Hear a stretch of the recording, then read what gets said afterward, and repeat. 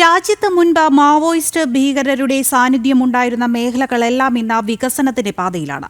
അതിന്റെ ഉത്തമ ഉദാഹരണമാണ് മഹാരാഷ്ട്രയിലെ ഗഡ്ചിരോളി. പ്രദേശത്ത് സൗജന്യ സാങ്കേതിക വിദ്യാഭ്യാസം ഉറപ്പാക്കുന്ന യൂണിവേഴ്സിറ്റി ഇൻസ്റ്റിറ്റ്യൂട്ട് ഓഫ് ടെക്നോളജി യാഥാർത്ഥ്യമായി. മുൻപ് വികസന പ്രവർത്തനങ്ങൾ മാത്രമല്ല, ജനങ്ങളുടെ സമാധാന ജീവിതം പോലും ഉറപ്പാക്കാനാകാതെ മാവോയിസ്റ്റ് ഭീകരവാദികൾ നിയന്ത്രിച്ചിരുന്ന മേഖലകൾ ഇന്ന് മാറ്റങ്ങൾക്ക് സാക്ഷ്യം വഹിക്കുകയാണ്. ഗോത്ര വിഭാഗങ്ങൾ ഭൂരിപക്ഷമുള്ള മഹാരാഷ്ട്രയിലെ ഗഡ്ചിരോളി മാവോയിസ്റ്റ് ഭീകരവാദത്തെ പൂർണ്ണമായും കൈവിട്ടുകൊണ്ട് മുഖ്യധാരയിലേക്ക് അതിവേഗം സഞ്ചരിക്കുന്ന പ്രദേശമാണ്.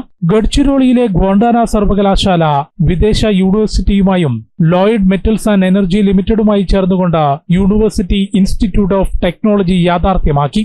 ഗോത്ര വിഭാഗത്തിൽ നിന്നുള്ള വിദ്യാർത്ഥികൾക്ക് ഡിപ്ലോമ തലത്തിൽ സൗജന്യ സാങ്കേതിക വിദ്യാഭ്യാസം ഉറപ്പാക്കും. ഇതുവരെ സ്വന്തം ഗ്രാമത്തിൽ നിന്ന് പുറത്തുപോകാത്ത ഗോത്ര വിഭാഗത്തിലെ വിദ്യാർത്ഥികൾ വരെ ഇൻസ്റ്റിറ്റ്യൂട്ടിൽ അഡ്മിഷൻ നേടിയിട്ടുണ്ടെന്നും വൈസ് ചാൻസലർ അറിയിച്ചു. നേരത്തെ രാഷ്ട്രപതി ദ്രൗപദി മുർമുവാണ് സ്ഥാപനത്തിന്റെ തറക്കല്ലിടൽ നിർവഹിച്ചത്.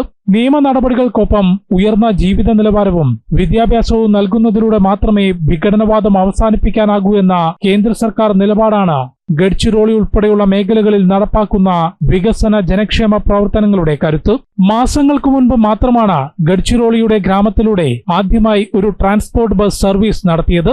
മാവോയിസ്റ്റ് ഭീഷണി കാരണം പൊതുഗതാഗതം പോലും ഇല്ലാതിരുന്ന ഗഡ്ചിരോളി ഇനി വളർച്ചയുടെ പടവുകൾ കയറുമെന്നാണ് ഗ്രാമവാസികൾ ഒരേ സ്വരത്തിൽ പറയുന്നത്. ജനം, ഡൽഹി.